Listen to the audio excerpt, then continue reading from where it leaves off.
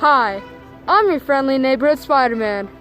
I fight crime, and today I'm going to show you how to fight COVID-19.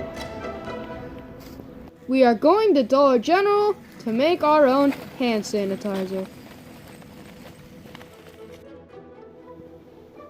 We will need 2/3 cup of rubbing alcohol, mixing with 1/3 cup of aloe vera gel.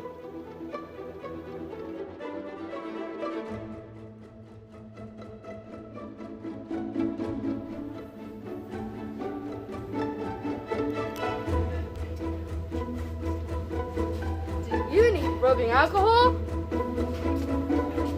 This store is sold out of rubbing alcohol.